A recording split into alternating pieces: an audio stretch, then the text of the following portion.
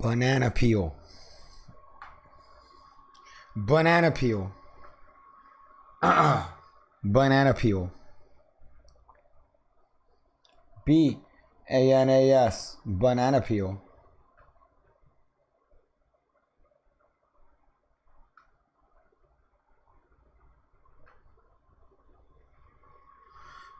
Check here. Banana peel. B-A-N-A-S. Banana peel. Okay, it works. That's dope. What's up, bots? I hope there aren't bots. That's the fastest way to get banned on YouTube. You get 2 view bots and then it's over pretty much. Hey there, guys. So I thought I'd talk a little bit about Magic. You know, usually you guys see a little bit of a stream. It's me playing Zelda, me playing Minecraft, kind of alienating most of the people that decide to jump on the channel and say, hey, aren't you a magician? Don't you do magic tricks? Why are you playing games? Let us tell you what to do on your channel. So I thought, hey, you know what? Let's talk a little bit about Magic. I have a couple different topics set up in a window to the side, and I thought I would talk a little bit about Magic, talk a little bit about some things happening in the Magic community, as well as a couple of the comments on the previous videos. So that's what I wanted to kind of get into today, just for a little bit, not too long. I don't want to make this a marathon stream. Definitely don't want to do this as a one of those 7-hour Minecraft stream extravaganzas. So I thought, hey, why not just do some hot shit? So what, huh? Aren't you a magician? What's going on? Let's see.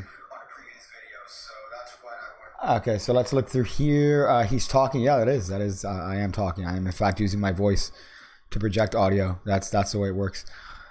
So first topic on today's lovely Magic talk is something that I saw. Actually, I was sent on Instagram. I was sent this on Instagram, which is funny enough. And it's this right here. If you guys notice, by the way, the production value.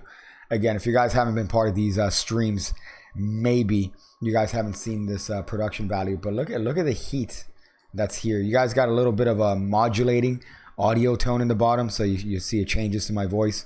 You got the hot logos on the side. You got the piggy, right? Come on. This is some production value here. You're not going to get this in other channels. You're not going to get this. You're not going to get this in J Breezy's channel, which is exactly what we're going to talk about today, because the first topic is J Breezy. J Breezy, the greatest magician of all time, the Magic Man himself. He says, J Breezy quitting Magic. This is the first thing. This was sent to me. This was sent to me on Instagram, I think by Satcho, if you're watching. So this is kind of the one of the things that is fairly interesting. Now, if you're ever bored, I think one of the best things you should do is look through J Breezy's Instagram, just for, you know, the sake of posterity here, I guess.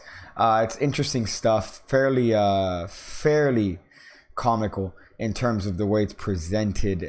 For example, one here, this trick in particular is one that I talked about in the last one, just because of the ridiculousness of the trick. So here we have him doing the vanishing box trick. It's a very, very old trick. It's very classic, and the method is one that most magicians know. You can't do this. You can't do that at that angle. So the fact that he's willing to kind of fake the reactions here, what else is he willing to do, right? So that's kind of an interesting thing. Also, he's saying to use your 5th most used emoji. I can't use audio for I don't want to play around with copyright. So, but then here's the interesting thing that I don't understand, because I see this post, which is over J Breezy quitting Magic. You have a bunch of people saying, no, you're like the best hip-hop illusionist, by Official Tornado. Account is private, of course, because he's under the age of 11, so he doesn't want to show his identity there. However, I'm under the same opinion as people like X and even Ramsey about J Breezy, that J Breezy has all the potential in the world, but he chooses to use it like a small retarded tree monkey sucking on a nipple. That's how he chooses to use it. So, but here's the interesting thing though, because it says J Breezy's quitting Magic, and the first post before this is this right here, which is some sort of teaser for a magic show coming. You guys can't hear the music, but it's fairly urban, something kind of a dope hip-hop beat and he has some sort of shoes. Eternal, the magic show, coming soon to YouTube. It's coming, filmed by this guy right here. So this is what leads me to think that this is not a credible post by any means. This is just him trying to get attention on himself. So it's not necessarily something that's legitimate. And so wait, my competition with you is over. So now it's just me versus Paul Vu. I'm coming for you, Paul. Let's see. I don't know who this is, but if you're commenting on J Breezy's channel and saying that he's competition, yeah, I mean, come on, boy. So I'm thinking this is just a little bit of a stunt he's using to promote his new magic show. Because why would he film, go through the length of somebody edit this project and then completely quit magic? Probably because of the well-deserved criticism, I guess. But, you know, again, I think that J Breezy is fairly not talented in terms of sleight of hand wise, and this is coming from someone who doesn't consider himself to be the greatest sleight of hand artist of this century. But just you know, he doesn't seem to care enough about magic to practice certain things. That's evident in his videos, and he is very talented when it comes to showing himself. He's very talented when it comes to promoting himself, and you see the video quality. His video quality is top notch, even though I'm about 1,000% sure he's not editing his own shit. But you just look at this, which is a nice little trailer. You know, for its simplicity, it's very well shot, very well produced, and cringy as shit, but very well produced and shot. So, you know, he has talent. But he chooses to use it as in a sense that's alienating him from, you know, a magic community that he could use to support him. So kind of an odd thing. So he also chose to put J Breezy end quit. You know, another thing that J Breezy needs to work on a little bit of is his grammar. I think I'm not the best speller in the world, but you know, sometimes J Breezy has some grammar mistakes in his descriptions, for example, in his bio. You know, I think a bio is important because it's the first thing somebody clicks on when they check your shit. So having an important bio is kind of relevant in the magic, I mean, in general. So, you know, this guy needs to work on his grammar skills. But that's it. I mean, I think that he's a very talented person. I think that he has all the potential in the world, but he chooses to use it in a way that's shitty, I guess, in my opinion. Again, that's just my opinion. It's not necessarily the opinion that you guys should have. Again, I think that that's another thing that I should bring up now. Not everything you hear is gospel, right? Not everything you hear is gospel. So form your own opinions based on your experience, but this is just mine, I guess. People tend to find my opinion a little bit interesting, but I don't want you guys to get in the habit of thinking that, you know, magicians that you hear on YouTube, that's the word of gospel. So let's look at the chat here for a sec, because I know that I've kind of neglected you guys. So let's look through here real quick. I knew it was going to be about J Breezy. Well, there's a couple of other topics. It's just the first one is J Breezy. I believe a magician doesn't do magic to bring attention to himself. It's about the other people. True magician. Yeah, well, I mean, I think in general, I think people shouldn't do much to bring attention on themselves. It should come organically. And J Breezy's trying to fabricate this attention on himself through pretty much alienating the magic community. And I think that that's not a good thing. Felix S, how do I donate? Well, if you look at the description, I took out Super Chat just because I feel that if you are going to give me some hot cash, it should be for something in return. So look at the links in the description, and that should kind of help you out. Go to windows93.net. That sounds like it's going to give me some sort of Asian porn virus that I'm not a fan of. Let's see some other stuff here. Notice my existence. I did notice your existence. Piggy, can't you see? Piggy. I don't know if you were going to say you're the man for me, maybe.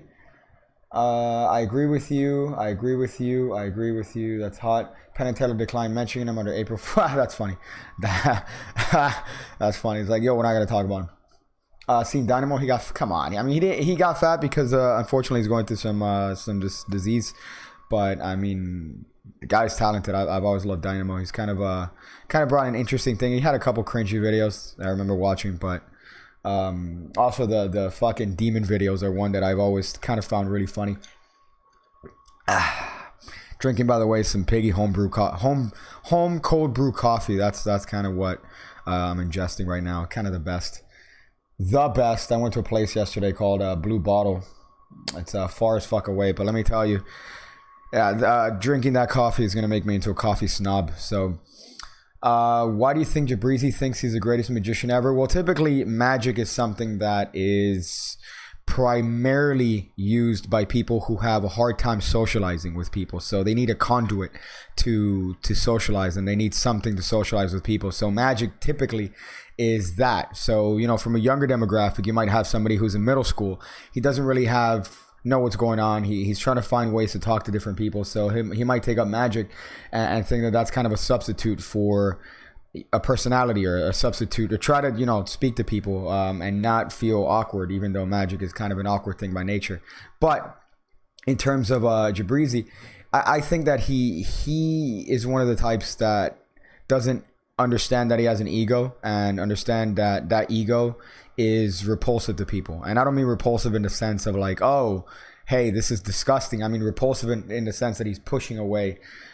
He's pushing people away. South Jersey Magic, Lamau, I love your review of the Demon Magic. Yeah, I've gotten so many comments on that in terms of like people trying to tell me that I'm anti-God, and then I'm going to burn in hell, and then I'm going to I'm denying the fact and the existence of demons, and all I did was curse for 15 minutes straight. I'm like, I mean, that's not all I did.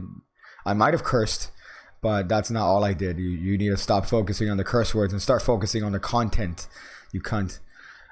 So I live in a city, and I saw J Breezy, and I ignored it, but I thought he was a street magician. Obviously a stage. Yeah, I mean, if you look here, for example, this trick can't be done in the angle that he has, and I think this video in particular might be purposely, like, the aesthetic, for lack of a better term, is that it's not a real video. But you know, other videos, like, because this one, he has this little bit here where he's showing him some you know, it's like a little bit of a skit here. So it's not, I wouldn't take this video too seriously, but something like this video is meant to be presented as is. Like, this is J Breezy performing street magic. Like, you know, this is him performing street magic. This is not, like, I don't think that he's presenting this video as a joke, or as a skit, or, oh, they were in on it, or I just did it to show the audience. I think he legitimately made this video as a performance of street magic, you know? And you can't do that trick in that angle. So it's kind of like, eh. So yeah, that's J Breezy. I guess that's kind of an interesting thing. I guess I've always found J Breezy to be an interesting character in the world of magic. But, you know, I guess to each their own. He's kind of an interesting person, I guess, to look at.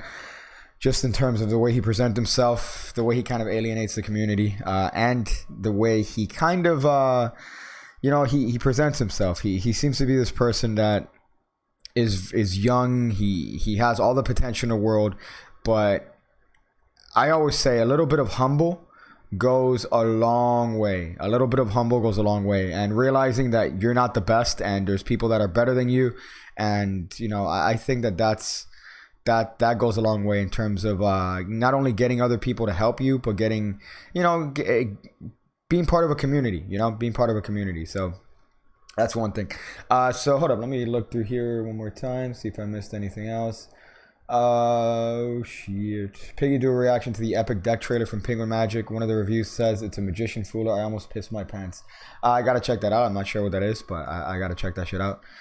So this is the last video that I put up. Read their mind with a magic spell. I wanted to go through the comments here and address a couple different things about this, because there are a couple different things in this particular video that I think people were a little bit confused about, and you know, I just wanted to kind of address those things. So one of the comments, one of the first one here that I want to address, which is something that a couple people put, was by Mosab. I can't pronounce that, but Mosab here. He says you would have to account for the plotters where their card is near the end and there aren't enough cards to spell their name when you are showing them that you didn't sneak the card out. So what he's talking about is that in the trick, if you guys haven't seen the video, let me grab a deck of cards in my hand so I could kind of like speak to you guys as to what I mean. If you guys haven't seen the trick, it's pretty much you glimpse a card, the spectators peek at a card, you glimpse it, they shuffle the deck, and then once you spot their card, you're going to spell their card as you go through the deck and show the spectator that their card is in fact still in the deck. So this method is good if their card's in the middle of the deck. However, if their card is on the end of the deck, so when you spread the deck face up, if it's towards the end, you're going to have a hard time spelling their card, because what if you run out of cards? So the solution to that is that if you don't see their card by the first half of the deck, cut the deck. That's it. I mean, as simple as that. I think that that's something that's the simplest solution. Again, Occam's razor, I guess, for lack of a better term here. But if you don't see the card from the middle of the deck, like a little bit past the middle, cut the deck, because that card is going to be somewhere towards the end and you don't want to run out of cards. So that's my advice for this particular trick. If you guys haven't seen the video, it's a very easy speller trick. And this is going to address another comment here, which is this comment. Oh, it's not the 13th card principle. It's not that, but it is based on the idea that most cards are easy enough to spell to, but you're going to need to have at least 13 cards from their card to the end of the deck in order to spell their card. So if their card is near the back end of the deck, you're not going to be able to spell it because you're going to run out of cards. So if you don't see their card past the middle, just cut the deck and you'll be in the right spot. Another thing here is that this person says, isn't this trick Paul Wilson's property? Looks a lot like Think Stop. And I responded, this trick comes primarily from Royal Road to Card Magic as Gray Speller. I've also seen it in other books from Heegaard and Brouwer. This is just how I perform the trick. I imagine our Paul Wilson has a version of it. So yeah, so Paul Wilson has this trick called Think Stop that he came out with. It's a brilliant trick, but it's different. I mean, it's different to this one, and it's all pretty much I think stems from these beginner sort of trick. But the first time I saw this was this idea from Royal Road to Card Magic. I didn't even see it in Royal Road. I saw it in somewhere else. I'm trying to remember the actual publication that I saw it in, but it's something that's not, you know, it's a very common trick. It's something that I've also seen in a book, in a beginner book by Nicholas Einhorn. He had a beginner magic book, and it's even in Magic for Dummies. So it's one of those things that's been around everywhere. However, the originator is from Gray Speller in Royal Road to Card Magic, and then Heegaard and Brouwer have different sorts of places that they've published it in. But it's literally, if you want to spell to a card, like to a particular card, this is how you would do it. Like, it's the most basic method. You literally peek at their card and you push the cards that spell it and cut the deck at that point. That's kind of like the most basic method to do this particular trick, and that's the one that I've used here. So I haven't added anything to it. I literally did not. Like, I'm not saying that this is my trick by any means. I'm sure our Paul Wilson has a variation on it. Again, Paul Wilson has not a fun time with YouTube Magic, but I've literally added not much to it. I've added just a peek, you know, just the idea of peeking. The original Gray Speller used a key card. I think it used a key card, which, you know, it has its merits. I just like doing it from a peek and having the spectator misremember this thing of them holding the cards.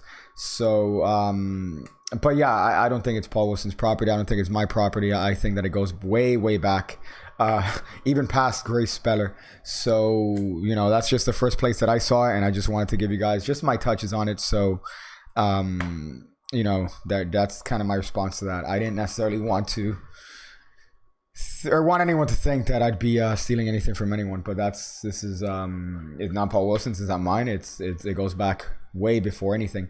So yeah, those are the two comments I wanted to address in this particular video. One is about what happens in this particular situation, and the other one is this thing with Paul Wilson and Think Stop. So it's not, and it's not mine. It's I guess Gray and his speller from I think whenever shit, I don't want to have to look it up, but whenever Royal Road came out, I want to say 64. I don't know, that's just the first date that comes to my mind. Let's see. If it was RuPaul's trick, he'd be angrily complaining. I understand why somebody like Paul Wilson would complain about stuff on YouTube if somebody shows a trick that he came up with and he spent time on. But this is not one of those. This is a trick that's been, you know, it's a trick that's been pretty much done by everyone in the Magic community, and everyone has little touches, little variants on it. Again, I've seen it in Magic for Dummies. I've seen it in a beginner's Magic book by Nicholas Einhorn. I've seen it in Royal Road where I first read it. I don't think it's an expert card technique. I don't think it's there. I do think it's in one of Heegaard and Brouwer's beginner Magic books. So one of their like self-working books, I think it's in there. There you go. I fucking hate everything. I disconnected for a hot second there. That's fantastic. Fantastic, boy. If you guys could hopefully still see me. I mean, it's the connection's up, so that's a good thing. So let's look at these comments here. Make sure that I don't skip anyone, and see if there's anything that I missed here.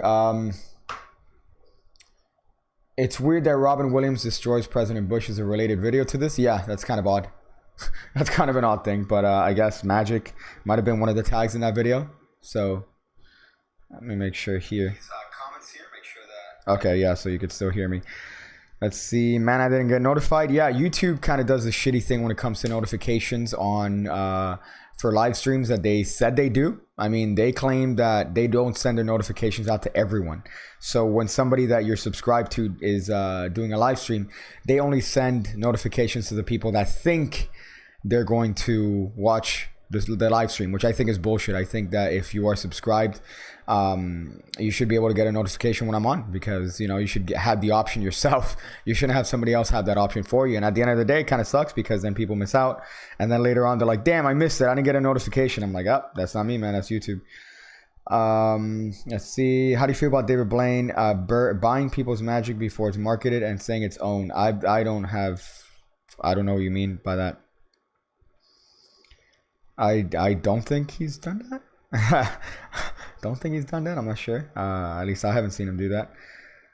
So anything else here? J Breezy is a Terrell Owens of Magic. That's funny. But Terrell Owens, I think, is one of those football players that's kind of he is. Why does this keep disconnecting?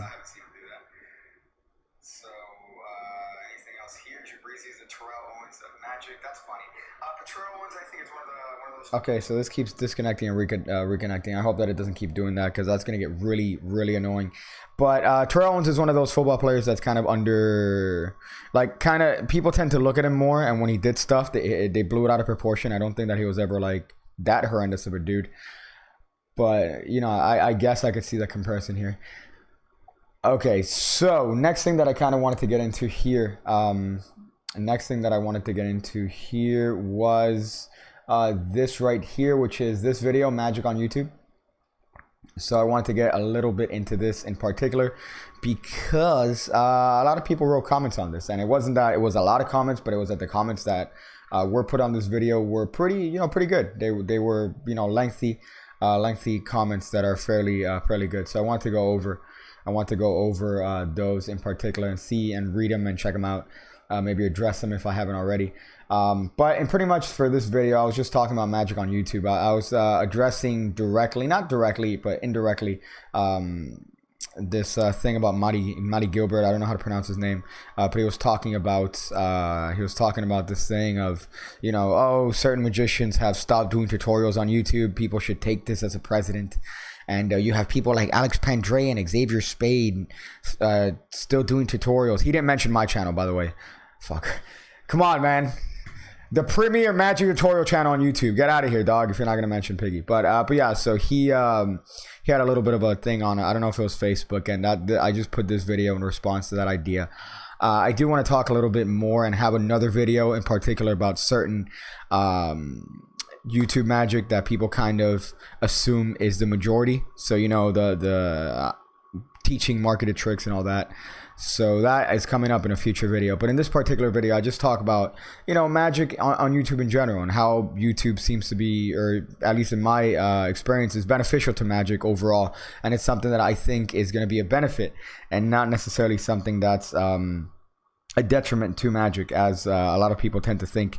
There's a very old school mentality that I kind of understand, because in Magic has traditionally been this thing. And in this video in particular, I bring that up. I bring out this concept of Carney, right? And how pretty much the idea that Magic is laced in Carney and in the carnival and in this underground culture of, Carney has traditionally been a group of people that are very inclusive. They're this in group of people. They're very tightly knit. They're not going to allow a lot of outsiders in. But when they do have that in group, you are like family. So that's Carney. And for Magic, it was the same for a long, long time. It was this idea of mentorship. It was this idea of, I'm going to pass this down, and then it's going to go in there, and it's going to that's the way the art form is going to survive. It's going to survive in the underground, and media ruined that. So things like books, things like video, things like popular forms of media, that ruined that mentorship mentality and that carny sort of element to it. There's still elements of it that are underground and elements of it that are not really, displayed to the public in a public forum like YouTube. But at the end of the day, the same thing applies to pretty much a lot of other art forms. You look at martial arts, you look at videos of, people teaching methods on how to do certain martial arts techniques. And then you have people that have been in martial arts, like, pretty much saying that that's going to be the downfall of martial arts, because people are just going to literally click on a video and learn how to do a technique, as opposed to going to a dojo and having it one-on-one. Obviously, it's a little bit different with martial arts, because you do want that tutelage. You do want to make sure that you do it correctly as to not harm yourself or others. But it's something that you notice, right? So another thing here is this idea with magic. Magic has always been this thing that's passed down from mentor to the student. And with video, even with video coming up in the 70s and 80s as something that's people being easier to obtain, that was thought to be the end of magic, because you have a lot of the old school magicians at that point pretty much complaining that, oh shit, this is going to end magic, because now people are going to be able to see the tricks on video, and that's it. They're going to be able to buy the tapes. They're going to be able to buy the books that are going to be advertised, and that's going to be the end of magic. It wasn't. If anything, magic thrived from that. In that environment, you had people like fucking Michael Amar coming up with his amazing DVD series, amazing video series, and inspiring legions of magicians. Today, you had people, the Revelation series from L&L Publishing. You had with Di Vernon. You had pretty much just a whole bunch of things that pretty much propelled magic forward. So, another thing that's kind of interesting is now YouTube. YouTube is a media. It's a new form of media, and it's very, very easy for anyone to literally make a video about absolutely anything. So when it comes to magic, it's very easy for anybody to come up with a tutorial, right? It's very easy for somebody to come up with a tutorial, and it's very easy for somebody to put something out there in seconds. It takes somebody literally a second to pull out their phone, film a video, and then that's it. It's on YouTube, unless it violates some sort of one of their terms. But that is what magicians are afraid of, and it's very interesting to see, because magicians by nature are they're the secretive group, right? And the perception is that magic on YouTube is going to end up harming, right? It's going to end up harming YouTube or magic in general, and I don't think so. I think that it's gonna benefit you. It's gonna benefit magic in the long run. It's something that we need to adapt to. It's something that we need to figure out, because we still don't have the answers. We still don't know what it is that we need to do to kind of make sure that it's the best that's going to help people out. But I'm trying to do that on my own. I'm trying to do that with my channel. I'm trying to provide content that's not only entertaining, but also, inspiring, I guess. And not inspiring in this, obviously I make a lot of dick jokes, or used to, but inspiring in the sense that it would kind of motivate you to look outside of YouTube for magic. Try to get books, try to look at other forms of media to try to raise your magic game, I guess, for lack of better terms. So that's kind of what my goal is with magic. So I just think that in terms of YouTube magic, it's intimidating. It's really intimidating to people that are this old school mentality, that they don't understand it, and they might be, the most intelligent magical thinkers, but when it comes to social media, when it comes to magic on YouTube, and magic on YouTube is social media. YouTube is a social media website, so they don't understand it, so they're afraid of it. And when they are afraid of something like that, they react in a way that's what's the word? The word is not predatory, but it's defensive. So instead of kind of getting this, trying to embrace it, they defend against it. That's kind of what I tend to see from magicians of that older mentality. And I don't think there's anything wrong with that. It's just the way that they see magic based on their experience. So, Chris Ramsey's getting better. Lots of Chris Ramsey talk. You guys, if you guys want to hit him up. So yeah, let me look through the comments here. I know that I've been blabbing for a while here. So, but that's just my thing, man. And reading through these comments, I kind of see that in the community here, at least the community that I've breeded here. But here we have some comments on Mass Magician. Mass Magician is alive, but he's very sick, unfortunately. I think that he has a form of cancer that's uncurable. And it's kind of sad, I guess. But, you know, I mean, sad in the sense that he's a human dying. You know, I guess that's the way I see it. Let me do this. Let me do that. To be honest, it sounds like it's about money. Yeah, I think it's a lot about money. I think that's the thing that tends to what it boils down to, Satchel. It's a money thing, and a lot of people are intimidated by the financial aspect. They're worried about Magic on YouTube affecting them financially, and I don't think that's the case. I don't think that's the case at all. You know, you still have Magic companies that are thriving. You have Magic companies that are doing infinitely better because they're able to reach a bigger audience and therefore increase their income. So I just think that it's the individual magicians are scared that Magic on YouTube is going to harm them financially. I don't think so. I mean, I'm still able to make a good living with people, thank God, you know, buying the shit that I put out. And I do magic on YouTube. I do tutorials. So it's like, you know, obviously that argument's out the window. But it does boil down to money, and I think it's that fear that they're going to be affected financially. And, you know, I do understand that fear. It's a very warranted fear, but it kind of sucks. But it's also a good thing for people to discover magic for themselves. Some shit here. CM Punk sucks. That's funny. Thank you, Top Notch.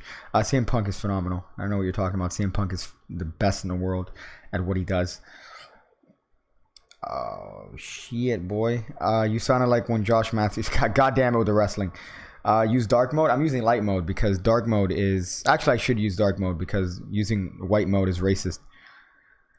So let's see. Do you have beef with Chris Ramsey? I don't have beef with Chris Ramsey. I have beef with Canada.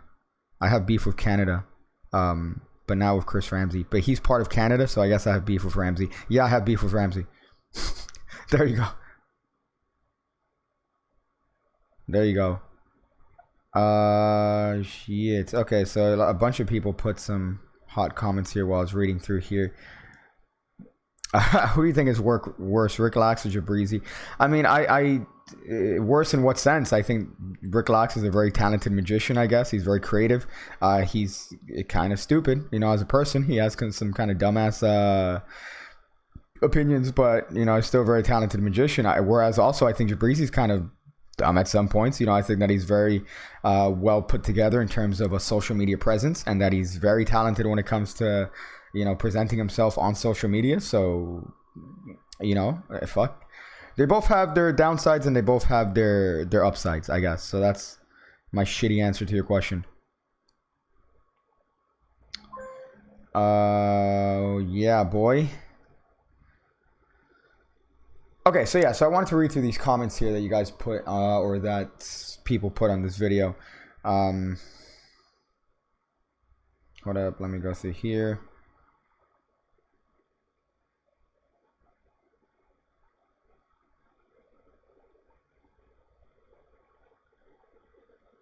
So, okay, so looking through these comments, oh yeah, boy, that's how you drop a phone. So looking through these comments here, fairly good, I would say. You know, a lot of people kind of reacted, I guess, positively, some negativity, I guess, only 4, not horrendous. But in terms of, you know, I think most people that watch my stuff tend to agree with me. But one thing that I don't want to have an echo chamber. I really don't. And when I have a bunch of people that tend to agree, you know, that kind of breeds similar opinions, and I don't think that's a good thing. But, you know, when I do have a lot of people here, you know, pretty much sharing my sentiment, I think that that's a good thing here. So AJ Castle is basically old schoolers can't adapt to change in the world. YouTube has a great time. Oh, YouTube has been great for me personally. I've learned some cool tricks and sleights, but it's led me to books and videos that I might not have found for years, if ever. The way I see it is this: if you're interested in anything at all, first place you're going to go to is the internet. Usually that means YouTube. Anything, including magic, should be accessible and easy to start learning. The backlash comes when someone like J Breezy teaches new tricks that somebody's selling. YouTube magic is pretty much basic tricks from Royal Road or something with a special count. I think that's kind of a generalized view of seeing it, but I kind of get what you mean in the first couple paragraphs there. If you're threatened, someone is going to teaching a snap change, you should rethink your set and innovate. What a rant. That's funny. Yeah, I agree with the majority of what you said here, AJ, if you're watching. But I agree with the majority of this comment here. I don't think that the majority of YouTube magic is basically tricks from Royal Road. However, I do think that, you know, even if it isn't, even if it's stuff that, you know, it's just stuff that you've worked on in particular, I think that there's a right and a wrong way to do it. So, you know, it's kind of, it's a gray area. That's the thing. Nobody understands how to best use YouTube yet, but we're all trying to do it in kind of a way to benefit magic as a whole. I know that that's kind of my goal, at least, but I do have the goal that hopefully people watch my videos and look to other methods to learn magic, because I don't think that if you look at my stuff, that's going to be the best way to learn it. You need to have other resources, you know. So but I do think that people tend to be intimidated. So you are right. Old schoolers tend to be intimidated about what YouTube could represent. So I agree with you in that sense. But I just think that this is something that I do tend to agree with the older school magicians. I think that if someone's selling something, I don't think you should teach it. However, then you kind of boil back to the argument of, okay, so they're selling it. So did they make it up? Did they create that? You know, then you kind of get into that. But I do tend to agree with this sentiment of if somebody's teaching something or someone's selling something, you shouldn't be able to teach that on YouTube. And again, legality is not the problem, because it's very hard to patent a motion. It's very hard to patent a movement, right? So I think that it's a moral issue, and it's an ethical issue. So a lot of Randy Savage on the shirt. That's kind of hot. Let's see this one. Warren Gardner. Magic is a form of entertainment, so magicians are entertainers. The biggest harm to magic is magicians not practicing all parts, sleights, patter. When spectators are entertained by a magician who put the time and effort, the secret is never an issue. Of course, they know magic is not real, like watching a movie, especially one that uses a blue screen. Pick cake teaches you well. This is why I brought up the idea of wrestling, right? This is why I brought up the idea of wrestling. And wrestling is something that, again, I tend not to want to say this too often, but I am... I'm a huge fan of wrestling in terms of like the history of it.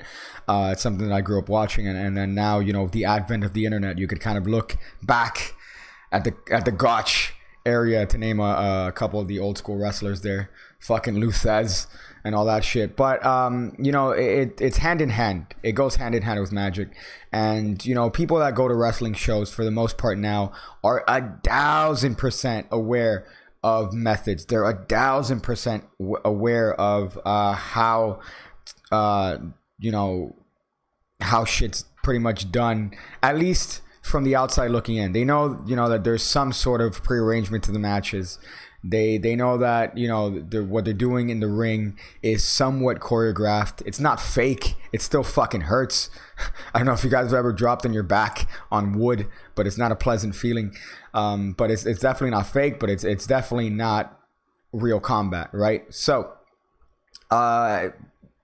when you go to a wrestling show and you forget that it's fucking that it's choreographed, you know, the wrestlers are doing such a good job that you're like, damn, this is like, they're really going at it.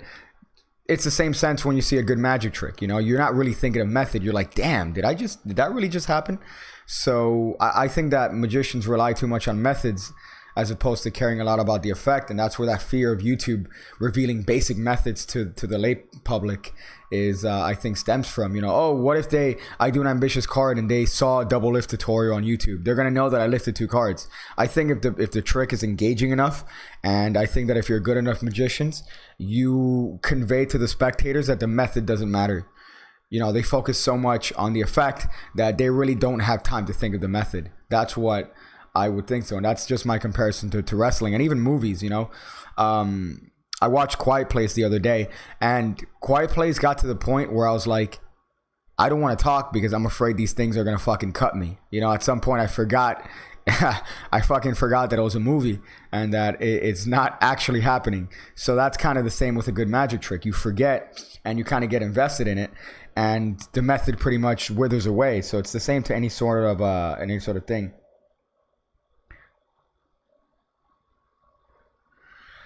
Let's see the comments here.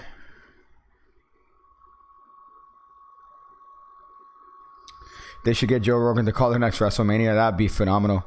He'd be so funny. Grocery shopping, that's funny. Mason, hashtag thousand. That's an old piggy meme. The hashtag thousand. Old but good, I guess. Refined. You know what I love? I love when this thing gives me a hot error. When trying to check, whatever. All right, I don't care. As long as it's updates, I'll be fine. Let's go through here. Do a face reveal, but use Xavier Sbaiz, like how to. Maybe we'll see. But where do you draw the line? If I'm on Discord, is it okay for me to reveal a magic trick? Well, I mean, I think that there's a limit to it. I think that there is a limit to it. Like, I wouldn't have a problem, for example, if I'm talking to someone and, for example, I bought a certain trick, right, and I'm close with them, I don't mind being like, hey dude, I mean, this is how it's done. If you want, I could send it over to you or something like that. You know, I don't mind that. But I think that if you put it on a public forum, something that someone's teaching, you know, I think that's shitty. So again, I go back to like Xavier's raise, right? So for example, if somebody were to put Xavier's raise, you know, his method and his kind of touches on YouTube, that's shitty because he's selling that, you know. So I just think that that's where I would draw the line on that. But the line it's a logical line, you know. It's a logical line. If I have a small group of friends and we're hanging out and we are at a restaurant or we're, you know, at a house and I bust out a magic trick that I just bought and I show you how to do it, you know, is that ethically wrong? I don't think so. I mean, if it's your tight-knit group of friends, it's not public, you know, it's within that little circle. Oh shit. So let's go through here. I know that there's some other comments. We know that it's a stuntman, but are we gonna do it? That's funny. I like that. Let's see some other ones here. Does anyone know of a good mentalist book apart from 13 Steps? Shit. Apart from 13 Steps, I mean, that's a good starter, I guess. I mean, the more like modern stuff is kind of advanced. I don't know if anybody's put like a straight up beginners. I know that Richard Osterland, he's one that kind of went back on that series and plucked out the good ones from 13 Steps and made a video series with LNL Publishing a couple years back. But I'm not entirely sure of another good publication. I think that one is definitely the best one, one of the better ones. Anything by Richard Osterland is golden. Anything by guy who killed himself, Animan. Anything by Animan I think is also great. Somebody just mentioned it. Practical Mental Effects. There you go. Yeah, so Animan, anything by Animan is great. Another magician that unfortunately took his life way too early and left volumes of great material. You know, there's a bunch of basic magic books, but the thing is that really the stuff you learn in 13 Steps is kind of enough to build a whole career out of mentalism. You know, Banachek has some amazing stuff. His Penguin Magic lecture is A1 steak sauce, boy. Bob Cassidy's another one. You're right. You know, it really depends on the type of mentalism, but I think having a good foundation with 13 Steps is kind of a good thing to have.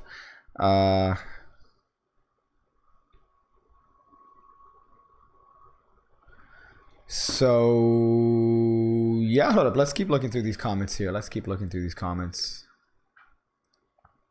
see. Yo, such a good video. Love you and your argument. You are one of the reasons I have gotten so much better at magic and tried to show my character through my magic, making connections instead of being a magician. Yeah, that's one thing that I agree with a lot. I don't think magic should be the only thing you have. Once, for example, the methods go away. What do you have? You're standing there naked, right? So you need to have a personality. You need to have something else to you that's not just magic. And I think that's the problem with a lot of people. They tend to think that, you know, magic should be the only thing they focus on, and I disagree. I think that you should definitely have other aspects of your life. I think 13 steps isn't good for a beginner. You know, I've heard that. I've heard that 13 steps isn't good for beginners. I think that if you see it as a foundation and you build on that foundation with, you know, your own methods and adding your own input, I think that it could be great. But maybe. I kind of agree with that, maybe. But I just think that you need to have a good foundation down, and 13 steps is a good way to lay that down. As an ex-wrestler and wannabe magician, I approve of this video. Oh yeah, dig it. That's funny. Just Jump, former wrestler. That's great. Do I think exposure on YouTube is... Holy shit, this guy killed it. Let's see if we could call the good parts of this. Do I think exposure on YouTube is wrong? No, I don't. I wouldn't have been interested in magic, especially the art of sleight of hand, if it wasn't for YouTube. And I've purchased books and materials to further the knowledge on the art of sleight of hand. So this guy goes on a history lesson.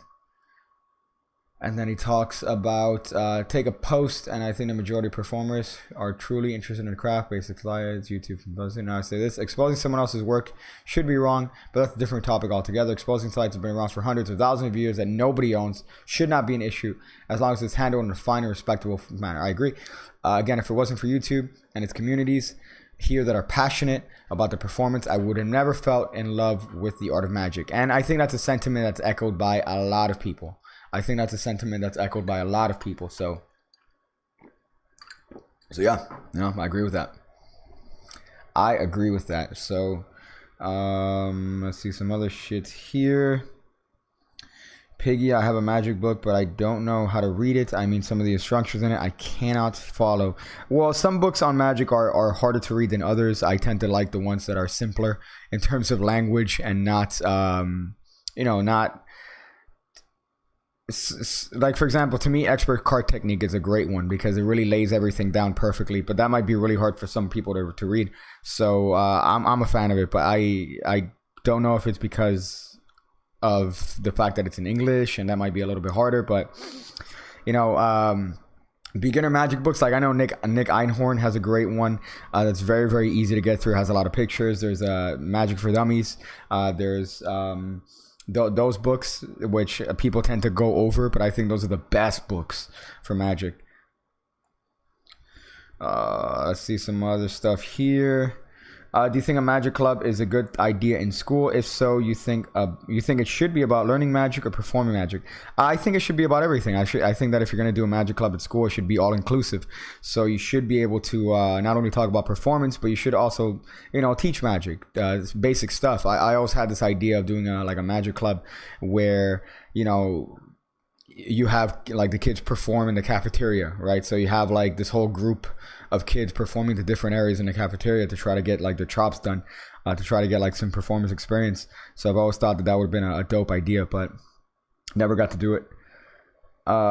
Shit.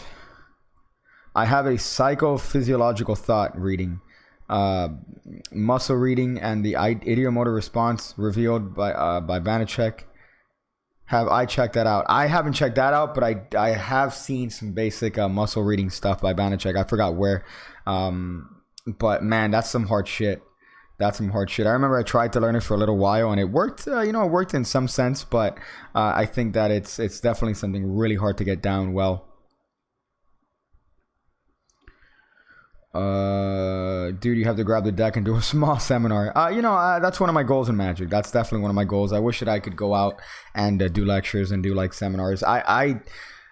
Again, this is part of the humbling process, but I don't think that I'm good enough, yet. But hopefully with some more experience in me in terms of YouTube and in terms of just in general, I think that I could have some input that people would enjoy. So, that might hopefully be in the future, man.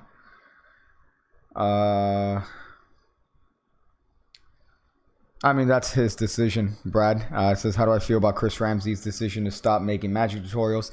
That's his decision to make. I think that ultimately he's in control of his channel. So whether or not he wants to do puzzle videos or do more performance-based videos or do more theory, I think that's his decision to make. So there's nothing wrong with that. I don't think there's anything wrong with his decision. I mean, there are circumstances around it, I guess, that I could kind of question, because I think that he could provide a little bit, he could provide a lot in terms of his input on certain things when it comes to tutorials, which he is going to do with other people. But, I just think that it's his channel, so he could do whatever he wants, There you go. Shit. Make a name reveal video. That's not gonna happen. That's like, Jesus. Piggy, which trick do you think should be a starting one for showing? Like an opener? Like, I don't know if you mean like an opener. Gout him. I don't know if that's what you mean. Like, which trick is a good trick to do as an opener, I guess. Is that what you're asking?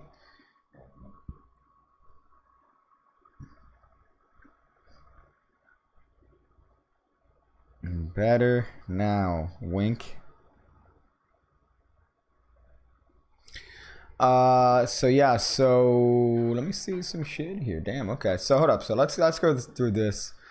Here Douglas Taylor says, right up until YouTube I had no interest in magic. I saw the Master Magician doing his stuff. My interest immediately took a high, and I've been practicing my home ever since. I've done it on the street, and my family's from my wife. I'm at the moment trying to get my grandson interested. They've seen only one trick. Therefore, in my case, I agree with you. It's not killing the art. Matt says, Matt, I think who won the deck, right? I think I sent you the Copac deck. I agree with you, because if it was from YouTube, I wouldn't have started to learn about Magic. I came across Jay Sankey and I was hooked. Then I found Chris Ramsey, 52 cards, and of course my Pig a Pig Cake, which led me to other magicians who really care and practice the craft good enough to enjoy, like Xavier Spade and Alex Ventura. There you go. Boom, boy. Good. Very, very nice. One thing here, one of the funny things is funny, because Monty Gilbert was talking about Jay Sankey. I'm like, Jay Sankey's one of the most creative magicians in the entire craft. And this guy's on his YouTube channel showing the shit that he sold for years for free. His own stuff for free. So it's like, if there's anyone that would be affected financially, it's fucking Jay. And instead he chooses to come out with every week his own stuff. He's doing tutorials for tricks that he's done since 70s, 80s, 90s, So it's like, if there's anyone that goes against that argument of magic on YouTube affecting you as a individual magician that sells your own product, I think that's Jay Sankey's the best argument against that.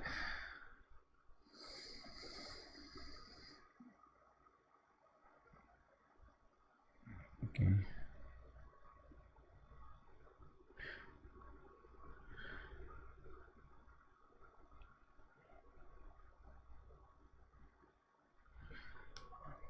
Let's see. I started doing magic. Nothing else to say. I like this. Very down and to the point.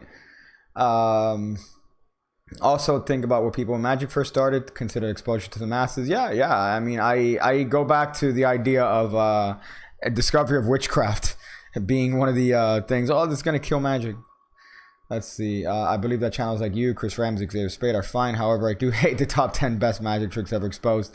BGT Magic Tutorial. Those are tutorials that laymen find. However, ensuring that the titles of videos are diminishing count tutorial. Beginner magic routine theory. Will ensure the magic stays secret. I mean, people that tend to watch my stuff are magicians, right? And even if you're not necessarily a magician, you do have an interest in magic to the point where you are looking at more advanced stuff. So it's not about methods. I feel like if you're looking at my videos, you're not looking for methods. You're looking for a start. You're looking for something to do, right?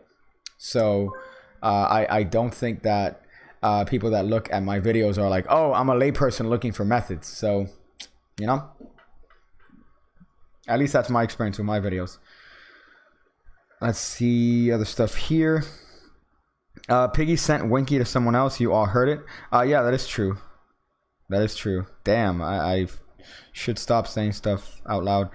Did you ever read the Esquire magazine from 2012? Yeah, that's exactly one of the things that I didn't mention in the video. But that is kind of one of those landmark lawsuits, right? Because that could possibly set the precedent for other similar lawsuits about magic and performance and all that. But somebody mentioned in the comments the other day that the guy was trying to sell the trick, I think, and that's where it came from, the whole beef. Hey Piggy, why do hecklers call me a hustler, not an entertainer? I'm really good. It makes no sense. If they're gonna call you a hustler, I don't think that's a heckler. I don't think that's a heckle. I mean, you know, Magic has this. It does have this hustler sort of background to it. So you know that's not necessarily a heckle. That's an observation. Especially depending on what you're doing. I'm not sure what you're doing.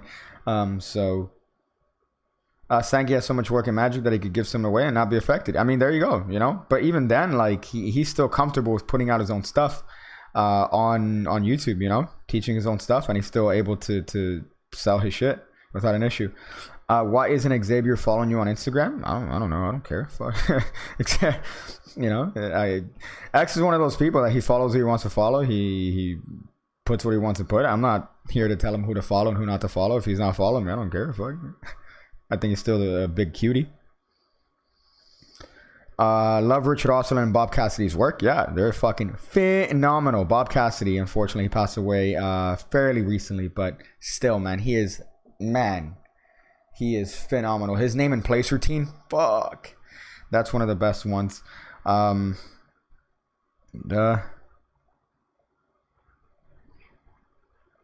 Going. So let's go through here. Awesome intro, loved it. You should make more cinematic intros. Yeah, boom boy.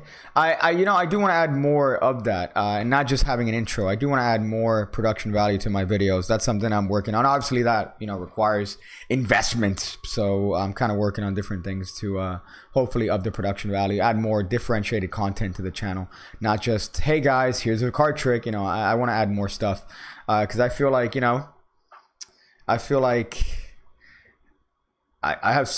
a lot to give. and I want to give all of it. You know, we have such a limited time in this goddamn planet, and I want to be able to give all of it and have something that I'm proud of on YouTube. So, you know, I do want to up the production value, and I do want to add more cinematic stuff, and you know, have more of a style like that. You know, one of my inspirations for videos in the beginning was Casey Neistat. You know, watching his style and watching his kind of like approach to videos with signs and shit. That is that's one of the things that kind of inspired me. So I do enjoy cinematic intros. However, I think they might be overdone, so I don't want to overdo it. So I want to make it in a way that's still true to me and true to Piggy. So magician who say it's ruining Magic can't see the forest for all the trees. I would not have gone to Magic without seeing it on YouTube, and then gone to spend a small fortune on Magic related items.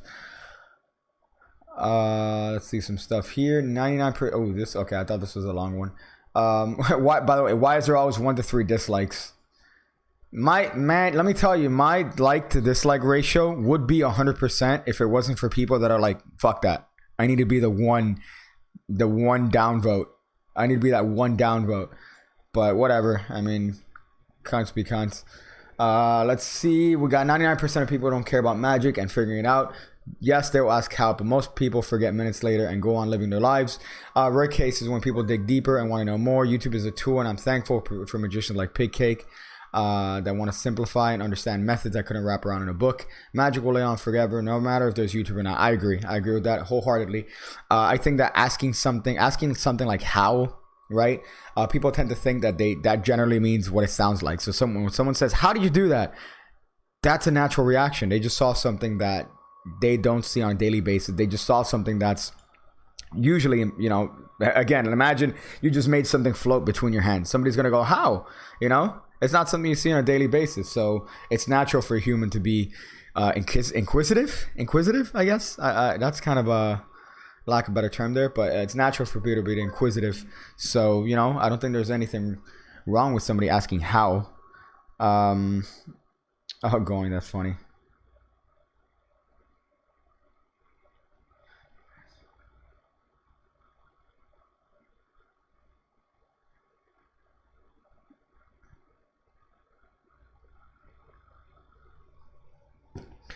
Let's see what else we got here.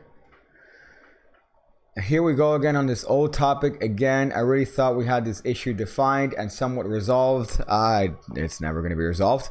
This usually come back again because Chris Ramsey announced that he's not doing tutorials again. I also believe that Chris didn't state the real reason he has to stop doing tutorials. He fucked up and started posting videos for lay people. Attracted a huge audience, a huge lucrative audience of non-magicians. I understand his point. But the whole puzzle thing puzzles me. Why a puzzle company would send a puzzle to someone to have them show how it's solved on YouTube? What? Because then it would. I mean, people still buy puzzles. I think people would still buy puzzles. Why would somebody buy a puzzle so that they have to take it home and look it up on a YouTube video how it's done? They could be interesting to watch it out, but I never. I mean, there's a whole like puzzle community on YouTube. It's kind of nuts. I've started watching a lot. Not started, but I've seen a lot of puzzle videos on YouTube. Mr. Puzzle, Fleeb. So there's a lot of ones, and it's very, very expansive in terms of people having an interest in it. Really, what's worse than looking up? God forbid they get inspired. I somewhat agree, but I disagree with why I brought up the topic. I brought up the topic for another reason. It wasn't because of Chris. I mean, he did kind of have an influence, but it wasn't, the majority of why I put a video like that. It was mostly because of that Mahdi stuff, talking about magicians on YouTube. But, again, even they're not necessarily old school magicians that have the same mentality. There's a lot of people that are, not up and coming, but have been around not as long as the older generation that tend to agree with that older generation, but because they have another vested interest in it. However, I disagree with your sense on puzzles. I think that the puzzle community on YouTube is one that's growing exponentially. You look at those puzzle videos, they have millions of views, which is kind of crazy. I guess people try to live vicariously through it, and instead of buying it, they try to live vicariously through it. That, provides attention on it, and then, puzzle makers sell other puzzles, I guess. So it's kind of a cycle. Nice work, A. Okay. No, all Magic's on Vimeo. I like that. Sage words, nice shirt. So these are just a couple of comments in this video that I put out a little while ago on Magic on YouTube. Kind of an interesting video, more of a serious, I guess, observational piece on it, but I think that the argument's always going to exist. People are going to come at it from different places. I'm just coming at it from my experience with Magic. So, my word is not gospel. That's something I want to repeat time and time again. People tend to think that what somebody says on YouTube, whether it's me or anybody else on YouTube, whatever they say is the correct word. It's not fucking true. I'm talking about my experience based on me doing Magic for however long I've been doing it, 18 years, I think, 18, at this point. However long I've been doing Magic, it's based on my experience with YouTube, based on my experience with Magic. It's not the word of gospel. If you agree with it, that's fine. I'm not telling you have to agree with it. So that's kind of what I want to state there, because then people are like, one thing that tends to happen is that somebody comes out with an opinion and then everyone seems to echo that same opinion without thought of their own and without any sort of input. That's the fucking worst thing you could do. See it from both sides and come up with your own shit. But this is just my own thing based on, again, my experience. It just so happens that I have a little bit of a platform to step on a what is it, a soapbox?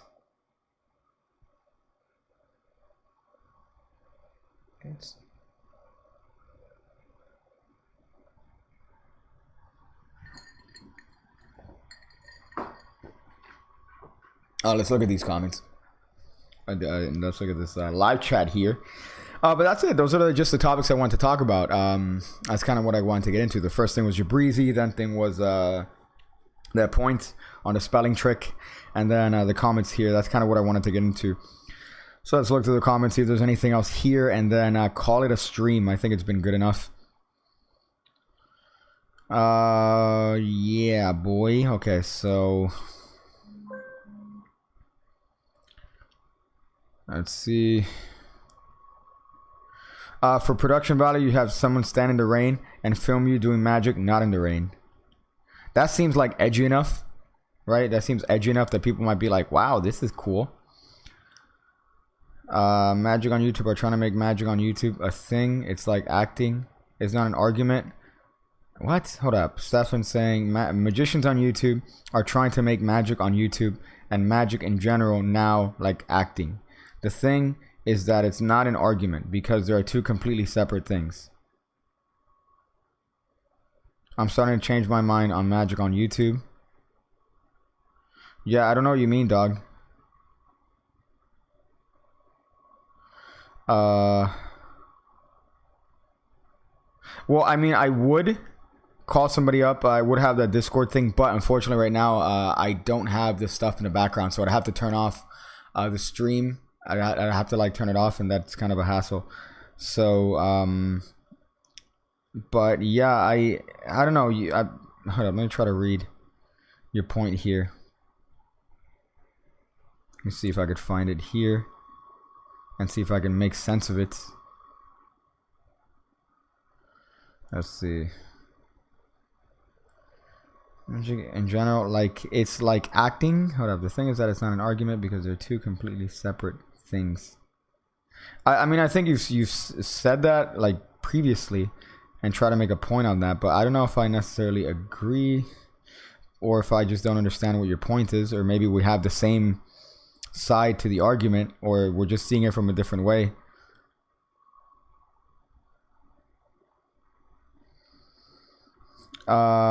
Shit. I kind of have the feeling of you being Xavier Sbaiz. Butchered his name there. No, I'm definitely not Xavier Sbaiz. 100%. That's a fact. Shit. What's inside an Omni deck video? Well, I only have one Omni deck that I've had for years, so I don't want to wreck that. Although that does seem like an interesting video. Hey guys, it turns out inside is plastic. That's great. Only one puzzle on your channel. Yeah, because that puzzle took like an hour to solve, and I wanted to kill a small child. Yeah, so what if one puzzle is solved? If a puzzle company can sell 500 different puzzles because someone did a video solving one, how's that bad business? Exactly, Sim. I agree with that.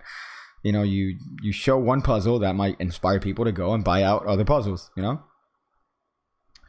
We're trying to make magic like acting and expose the method so the audience can appreciate the performance, but it's not a performance of magic if they know the method. Yeah, but people don't know the method. And I think that if you do it well enough, people don't care about the method. That's my argument. I think that if you do magic well enough, people don't give a shit about the method.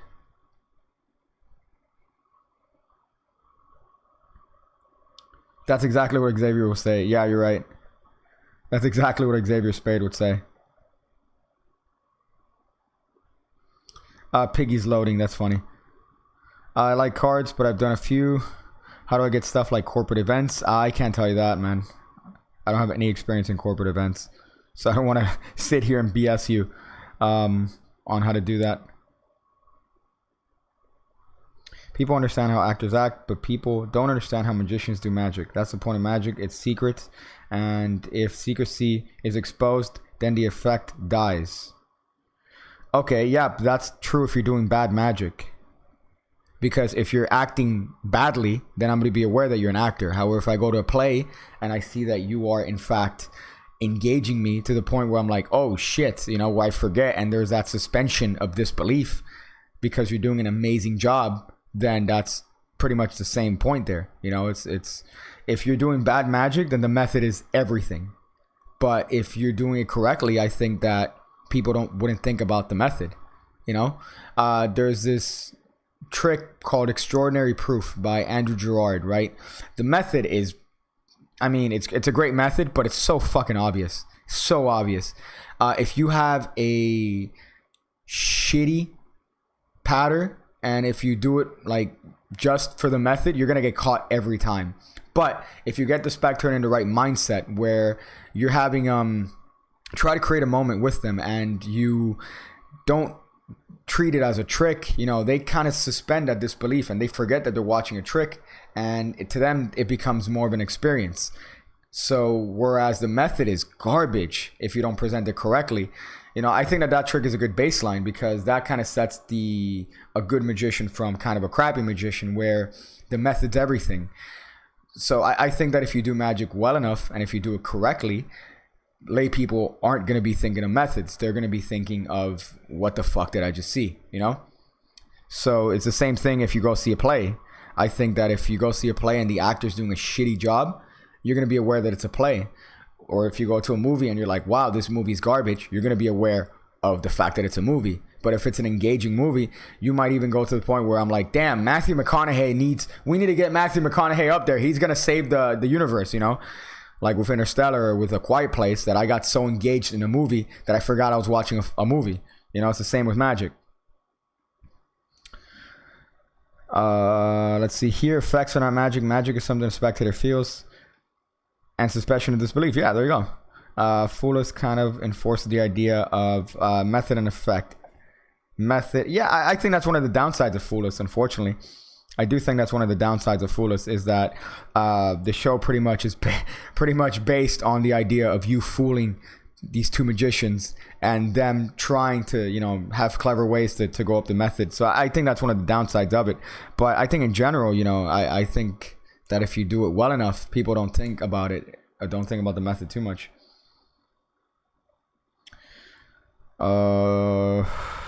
Make the stream longer. Let's see, it depends on the points here.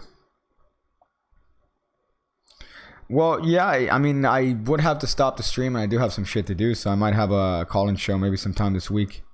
I know that I want to set one up, but when I'm at, okay, but the first question is how they did that. Yeah, because it's a natural reaction to say how you did that, but if you find a way to sway that into an like an eloquent explanation where, you know, the spectator's left questioning what they see, or if you just let the moment happen, you know, you don't have to answer that question. When the spectator says, how'd you do that? You don't have to answer that question. You know? I think Daniel Garcia was talking about this this idea of if you see a fucking Dorito floating in midair, you're going to be like, huh? What? You know, you're going to question it, but as a magician, I don't have to address that. When they say how, I could just let the moment ring. People have different ways to respond to things they see. And I think that if somebody says how, that's just one way of reacting to it. You know, it's not necessarily that they want to know the method. It's just a guttural instinct.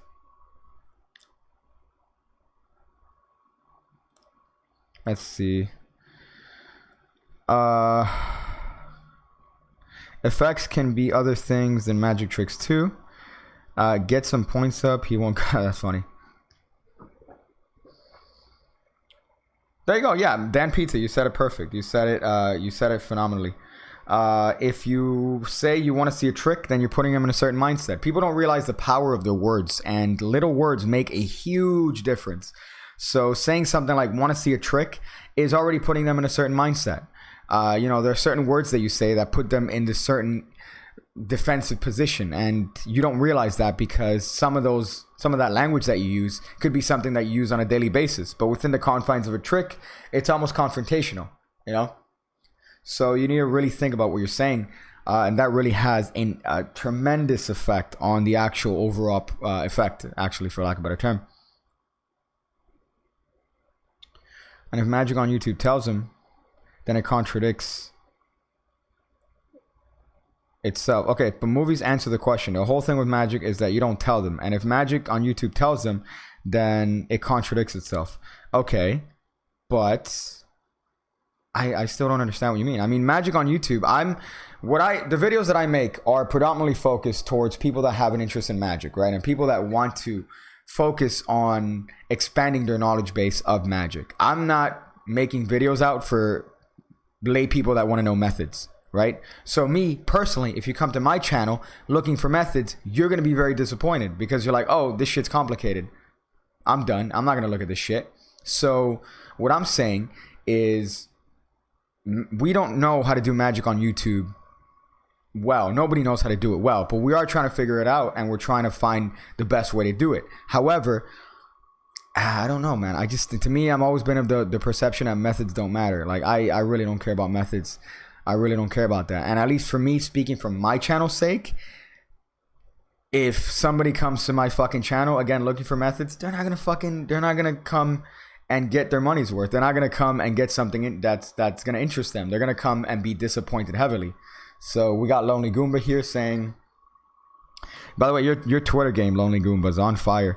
The average person watching magic videos are into magic already. The average person is not going to see videos or even care.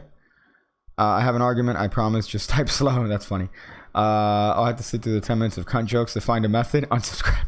No, but I mean, the magic that I put on my channel is geared towards people that have an interest in magic. And even if they are people that aren't necessarily magicians, they're not going to stick around and go through this whole fucking video where I'm talking about, you know, having a break here, doing this, because the method is irrelevant. It's the effect that I'm trying to portray. It's that I'm trying to kind of instill on people to inspire them to look at other things, to kind of grow their magic within them. So, you know, I kind of see your point, Stefan, but at the same time, it's not what I'm doing, at least.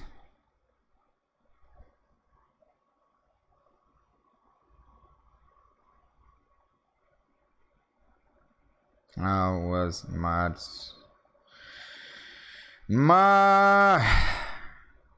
Alright, so let me use your logic. If you perform for a magic trick and they say that was a double lift...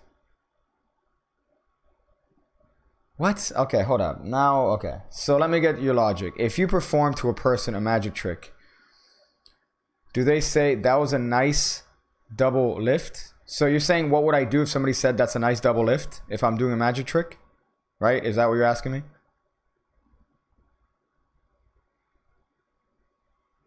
Like, are you asking me what would I do in that sort of situation if somebody says, hey, that's cool. Nice double lift.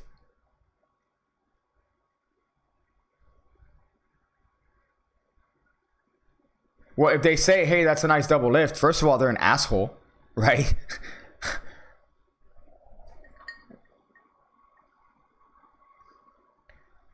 I don't think you understand my logic, because if you perform to a person a magic trick, do they say that's an... Okay, yeah, so we agree, dude. We fucking agree, Stefan. I think we are agreeing, dude.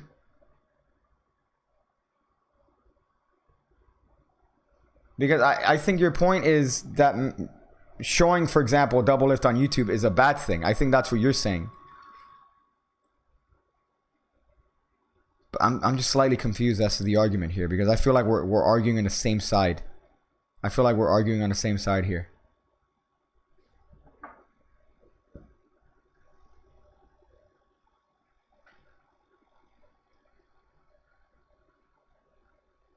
Let's see, I'm waiting for this chat to come in. Come on, YouTube, and your latency game. Oh.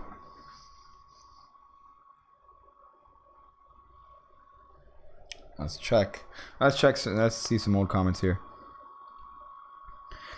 I have heard Xavier say this, and I agree 100% with it. There's tons of videos on cooking and drawing, but I don't go searching for that on YouTube. That's funny. Honestly, though, if someone's engaged enough to know a specific slight, then it means they're engaged in a level. Yeah, but that's kind of... I mean, I think that's kind of dicky. But I guess I misunderstood what he was saying, because I thought he was saying, what would I do if, for example, somebody says, hey, nice double lift, or some shit. That's what I understood, but I guess I misunderstood that.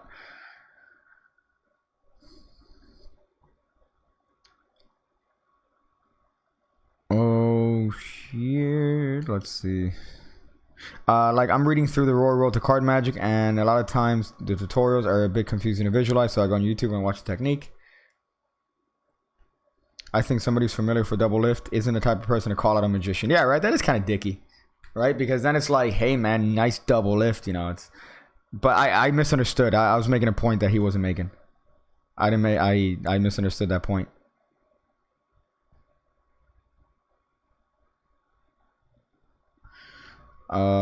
Shit. Let's check this out. I have an argument. I just typed slow. That's funny.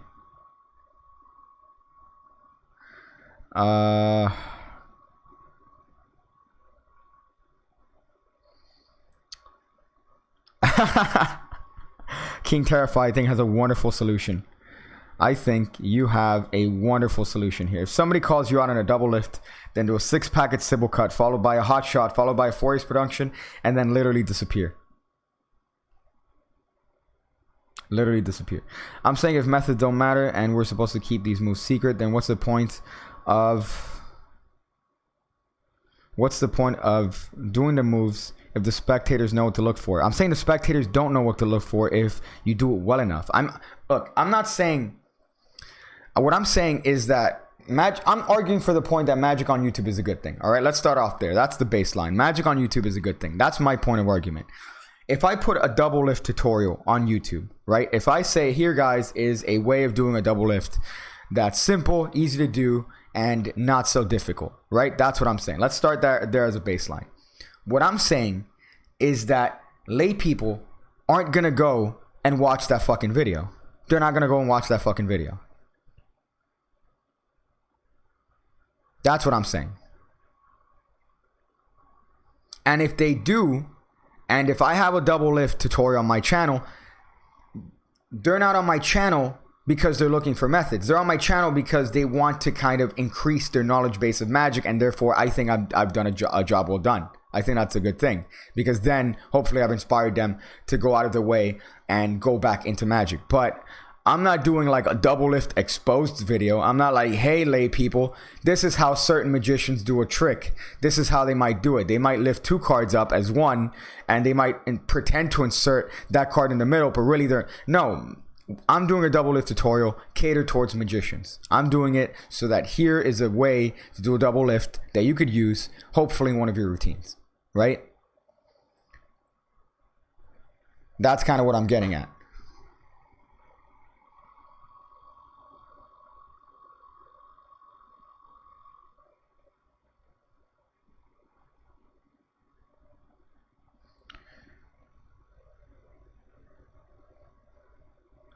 The only way somebody's looking for the trick is if another magician. Yeah, okay.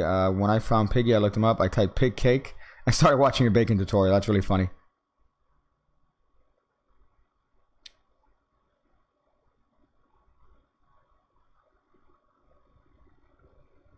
Magic for the Nightclub by Gene Heegaard. I haven't read that one. I have not read that one.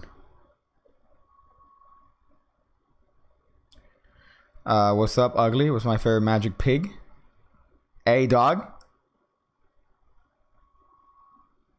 Aha, yeah, there are synonyms. You bitch. But yeah, but I just don't think that people are going, like, I don't think lay people are going out of their way and looking up double lift tutorials, for example. You know, I don't think that they're looking up Hofson's or ace problem method. Like, I don't think they're doing that, you know? That'd be fucking funny. Jay, he's saying that magic isn't magic anymore and becoming something more akin to acting, I think.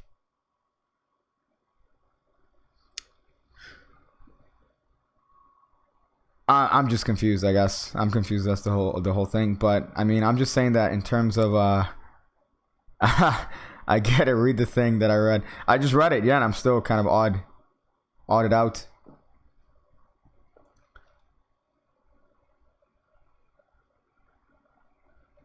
That's not true, Prig. I did that when I just started out. Okay. But you still do magic today. And you are still buying magic products. And you are still practicing magic today. And you have become, in fact, I imagine, a skilled magician. Right?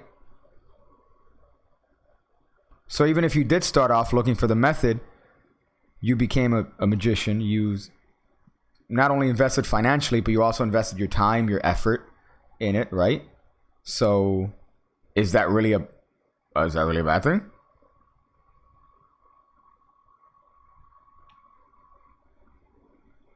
I mean, somebody says here, but you started off as a magician. You were deciding to actively learn how to recreate it, not just how to solve it. Yeah, I mean, I think that the mindset is different. So if somebody's looking up, you know, I'm not doing a fucking tutorial saying, hey guys, here's how a magician might do this trick. I'm saying it, hey magicians, here's something that might interest you. And here's where I got it from. I'm just using a double lift as an example, dude. I'm just using that as an example.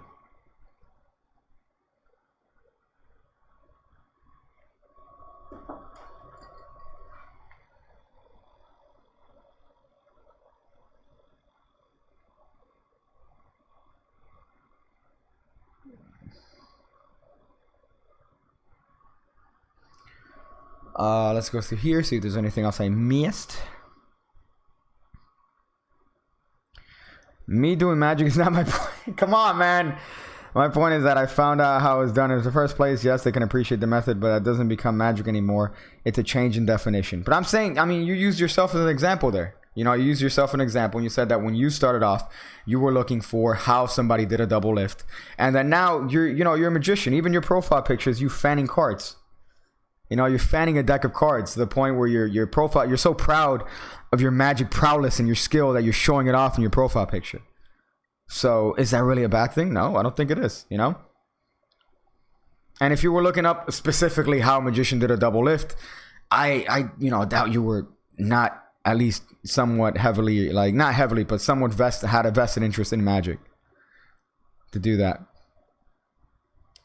He meant because the definition of Magic is whoosh, completely incomprehensible, but kind of becoming wow. The production team did a great job. So you're saying, like, for example, with wrestling, that it's become less of, damn, he really beat the shit out of him, to, man, I think they did a really good job writing his lines this week. That's what you're saying? Is that what you're saying? Like, I mean, that's just my comparison with wrestling. That has become like, oh shit, Hulk Hogan really beat the shit out of the Ultimate Warrior, compared to, man, I really wonder why they chose to make Hulk Hogan win in this match, right?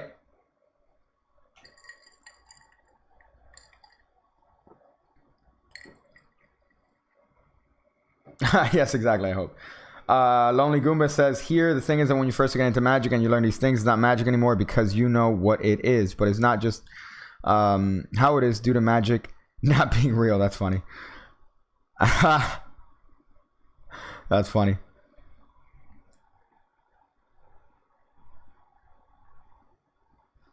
Well, I mean, I just think that if you do Magic well enough, spectators aren't necessarily going to be thinking in methods in the way that you think they are. That's just what I'm coming from. Who liked the Golden Buzzer on this year's BGT? I haven't seen it. I don't tend to watch those shows, so I wouldn't know. Let's see. Did you learn mnemonica? No, I have not learned mnemonica. I'm an awful human being.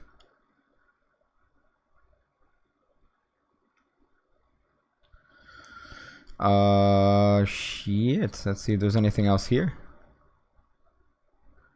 So I guess this is what, the Q&A portion / argument part of this stream.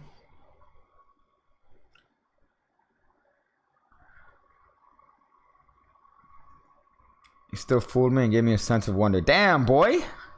Glad I did, man. I didn't realize that trick fooled you that well. How do you start public performing when you're anxious as fuck? I think everyone's anxious. Everyone gets anxious. Even if you've been doing Magic for a long time, you still get the jitters.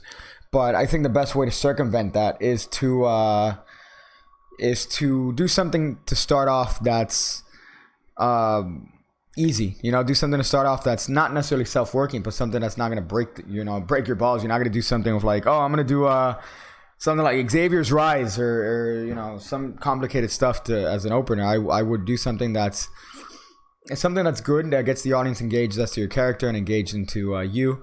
Something that you could do surefire, and then that's gonna quell off the jitters. That usually stops the jitters and makes you realize, oh, okay, everything's fine.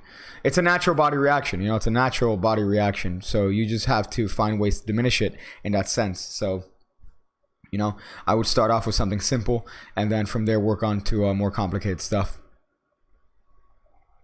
So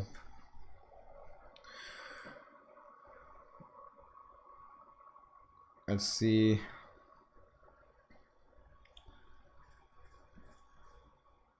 Cardistry will always, most of the time, get a better reaction in Magic. I don't think so for the long term. I don't think so in the long term. I think cardistry will get a good reaction. Maybe, for the first minute. And then after that, it just becomes repetitive. I think even if you're doing different stuff, I think that the spectators have there's less of a threshold for cardistry than there is for Magic. For Magic, at least, from what I've seen, they're more likely to go with a card trick for longer than they are just watching you shuffle cards in different ways.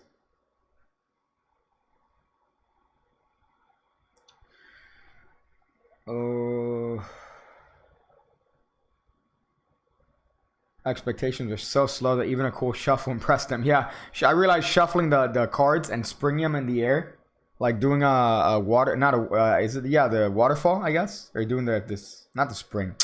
When you do a riffle with the waterfall, people are like, "What? How do you shuffle?" So it's just funny. Expectations are really low.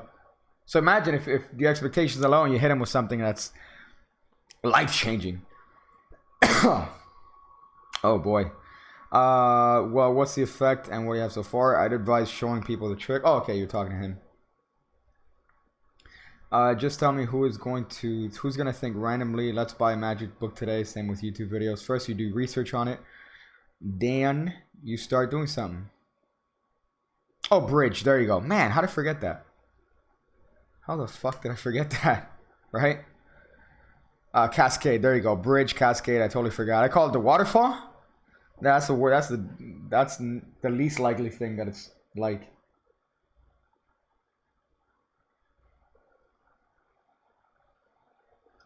Wow, I just got some hot comments on this demon magic video. Comment just says, ha, that's really funny. Are you Parkinson's? That's what someone just asked me on this demon magic video. Are you Parkinson's?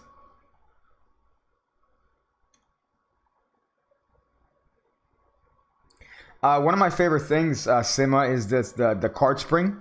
Greg Wilson has this amazing gag with it, and I think there is this Danish magician that also has a good gag with it. Rune Clan, he also has a good one. But you do the card spring, and then you say, "Oh, you want me to do that behind my back?" And then the gag is that you just riffle the cards behind your back and make it sound like a card spring, but act and sell like it was legitimate. That's so funny. At least funny to me.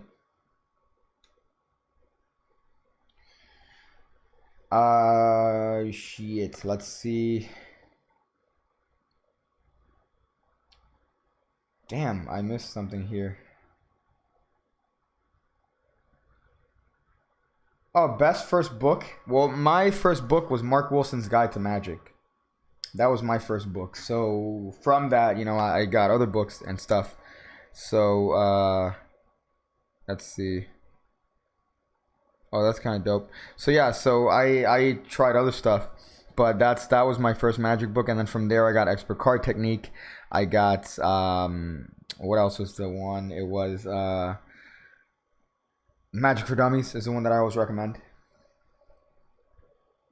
So those are always the good old ones. Let's see if there's anything else here that might be heat.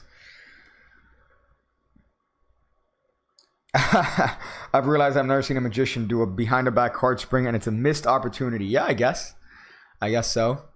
You know, I should take this opportunity. I do have a Reddit, guys. I have a meme review video coming up. So if you look up Reddit / reddit.com/r/pigcake. So r/pigcake. Drop some hot memes there. I might put some exclusive stuff there for certain times. So make sure to do that. Let me just write it up here. r/pigcake. Check that out when you get a chance. I should put it in the description. After the video, I'll put it in the description if you guys want to check that out. So that's just something I should shill. Shit, boy. Mark Wilson. Yeah, so Mark Wilson's Guide to Magic is one of the better ones. Let's see. Damn. How many Copac 310s have you opened? Not a lot, man. I haven't opened a lot of them. I use a deck until it's black on the sides.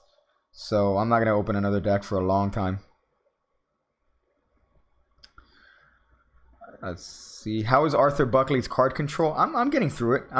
It's a great book.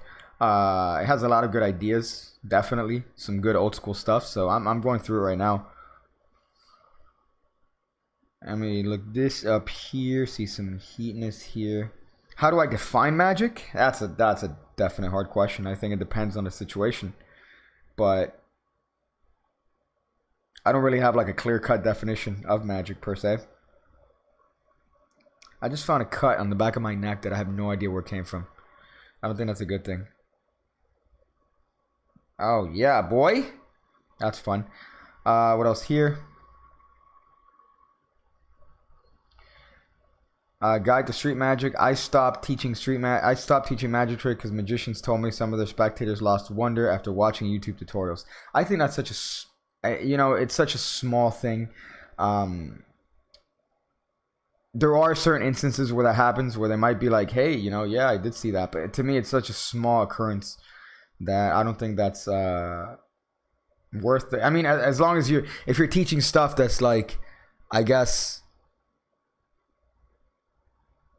not AGT exposed, gone wild, crazy trick, you know, that sort of stuff. But I don't know, man. I just think that if, at least in my the way that I do it, I'm catering my videos towards people that have an interest in Magic. And even if you're a layperson and you stumble upon my videos, you're not going to get anything out of it, you know?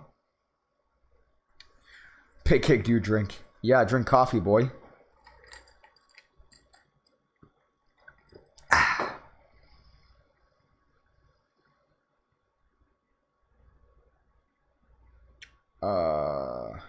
Let's see. Jay Sankey, good to start. I like Jay Sankey. Yeah, Jay Sankey's great. To start, he also has some great beginner sort of work. I'm trying to remember his he has like a good DVD. It's not based like exclusively for beginners, but it's like self-working stuff. If you go to his website and look up self-working, I'm sure you'd find some good shit. You can't rule out the minority. True, yeah, you can't rule out the minority. But to me, I don't think that has such a significant effect. Whereas, oh, I should stop doing tutorials forever because 2 people have told me, yeah, I've seen a couple tutorials on YouTube. Okay, that's cool. What were they? And from there, you have a conversation. You know? I don't think that's entirely a bad thing.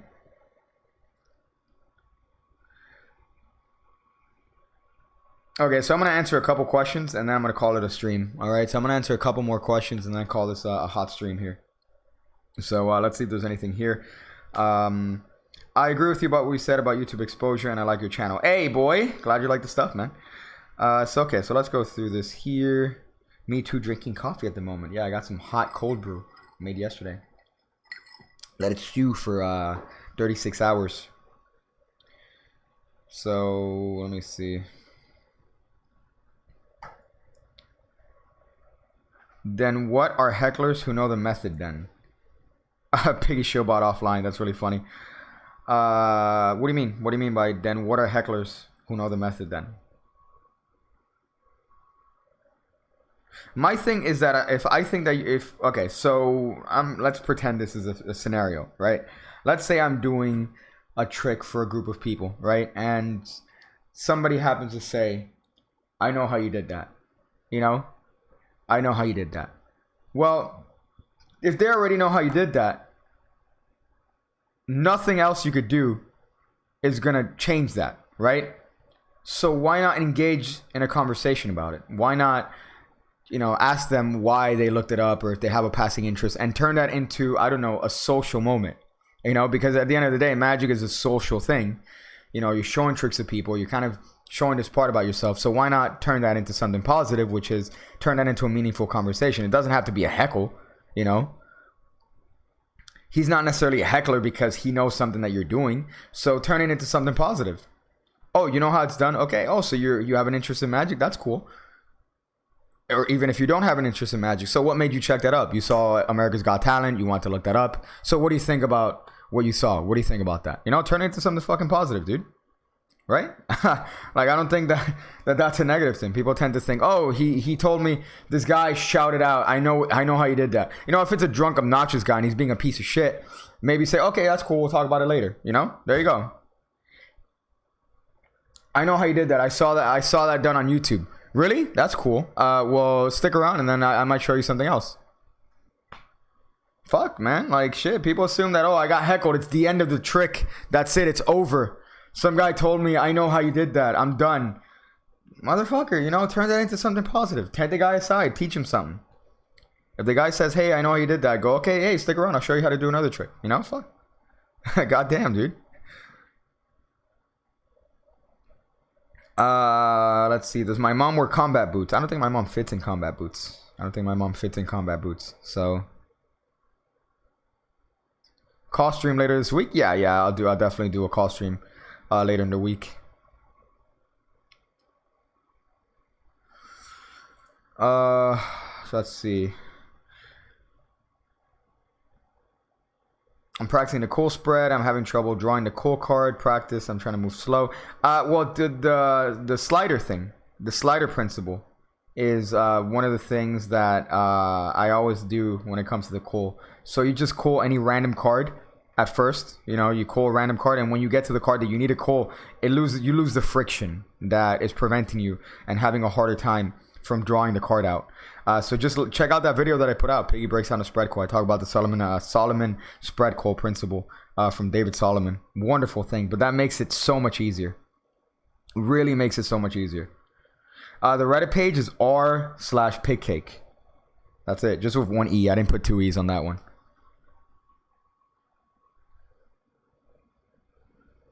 Let me write this.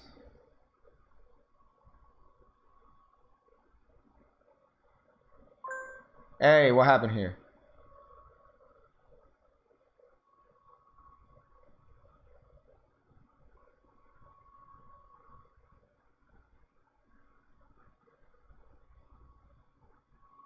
Okay, there you go. Okay. Anyone knows when you're gonna stream? Because I haven't noticed there's a fucking gap between America and Malaysia. I think that's funny. Yeah, damn. You know, it sucks because even if I do a stream where I like do an event, you know, on YouTube you could do event and then it tells people when the stream is gonna be up. That doesn't make a difference. You know, that really doesn't make a difference. But now, how many people are up? I don't even know how many people. Usually the streams are like 30 people. So today we got a good crowd here, I think. But it just sucks that YouTube doesn't send the notifications. 43.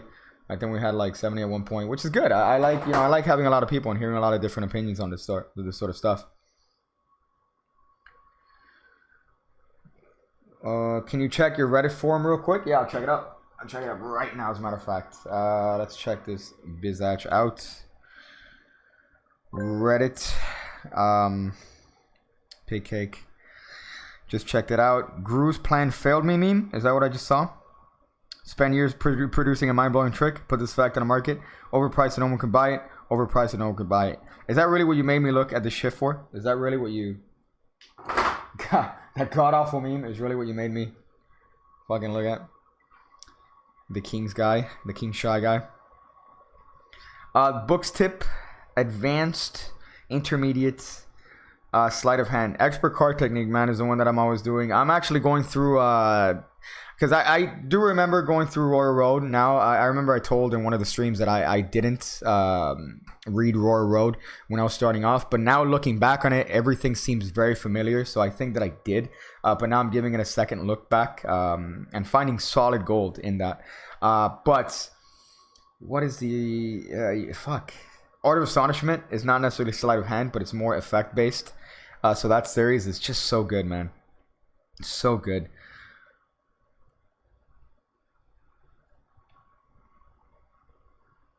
I like streams like this because it's really chill, because you actually read what the community has to say instead of a fucking swarm of flies yelling variations of hi and shout out. Yeah, I heard that was the Ramsey stream. It was all shout out. And I'm like, again, I think people tend to overestimate the power of a shout out. So even if someone like Ramsey with his audience base, even if someone like him were to say, hey guys, follow this person, nobody's gonna get you're gonna get what, 10 subs because of that? Okay, yeah, good shout out. You know, it doesn't matter. Shout outs are pointless. But I do tend to like you know, chill streams like this, I guess. So let's see some other stuff. I love Paul Harris. Here comes a shout out rant. No, that's all you're gonna get about it. Just me saying shout outs are pointless. That's all you're gonna get on it. Top 3 favorite YouTube magicians. That's kind of rough. I follow a lot of YouTube magicians, but I don't tend to watch a lot of them. Just because I don't want to copy stuff. I kind of want to be as unique as possible. And if it's like, I watch other stuff, like I'll watch other funny videos and other like certain tutorials and stuff like on camera shit, because it's something that I'm less likely to pull something from. So if I watch like a magician, I might be inclined to be like, oh, I'll steal that. I'll take that. So I tend not to watch that. But I watch bits and pieces like Nick's channel, X's channel. I don't watch a lot of Pandreas, surprisingly, even though Pandreas is phenomenal. I don't watch as much as I should. Even though he's fucking dope. Ramsey, I watch his stuff, you know, from time to time. Vladimir, I watch his shit from time to time as well. You know, so just people like that. Whenever Miss Mag comes out with something, obviously. Aside, you know, from time to time, I'll see some old shit. So, That's kind of what I'll get into. Ghetto Shaman has a great channel. So does Wes. None of them teach methods. I gotta check that out, Wes. He seems like a funny dude. Drawing room deceptions, any good? I'm trying to remember. I know that it's complicated stuff.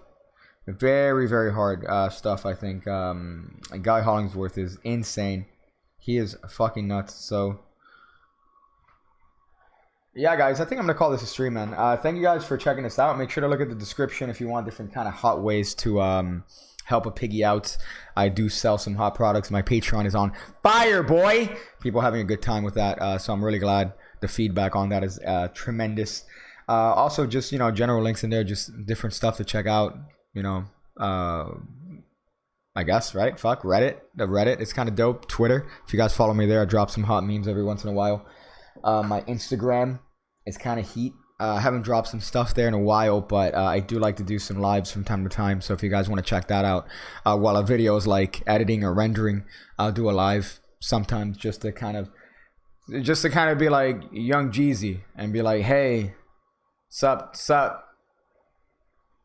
That made no sense whatsoever.